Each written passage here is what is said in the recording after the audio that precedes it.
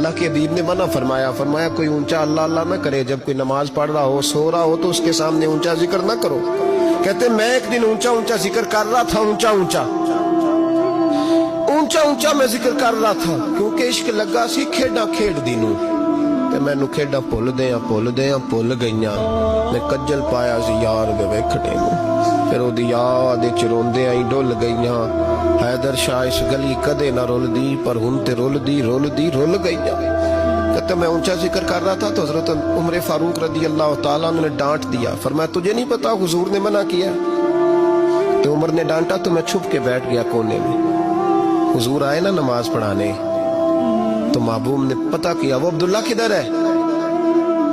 کہتے میں کونے میں تھا، حضور نے فرمایا کیا ہوا؟ تو میں رو پڑا، میری عزت بڑی تھی نا مدینے میں، کبھی کسی نے کچھ نہیں کہا تھا۔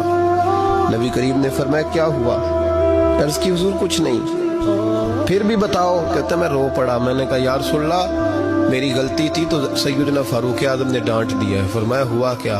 یا رسول اللہ میں اونچا ذکر کر رہا تھا، اور بات بھی ٹھیک ہے، کچھ لوگ قریب نماز پڑھ رہے تھے، حضرت عمر نے منع کیا۔ نبی کریم علیہ السلام نے فرمایا بلاؤ نہ ذرا عمر کو، خود قانون حضور نے بنایا ہے کہ اونچا ذکر نہ کرے جب کوئی نماز پڑھ رہا، بلاؤ نا عمر کو۔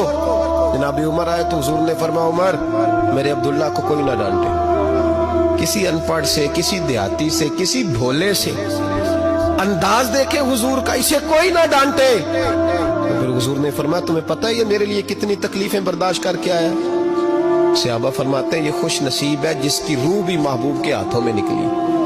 اور جب جنازہ اٹھا تو حضور کی داڑھی سے ہم نے آنسوؤں کے قطرے ٹپکتے دیکھے۔ مدینے میں رواج تھا کہ قبر میں قریبی عزیز اتارا کرتے تھے، پر ان کا تو مدینے میں رشتہ دار ہی کوئی نہیں تھا۔ حضرت عمر فاروق اور جناب ابو بکر صدیق کہنے لگے ہم قبر میں اتارتے۔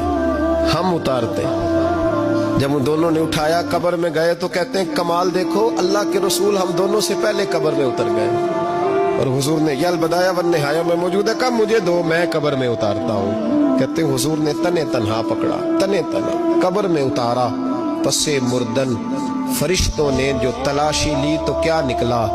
فقط ایک دل کے گوشے سے خیال مصطفیٰ نکلا۔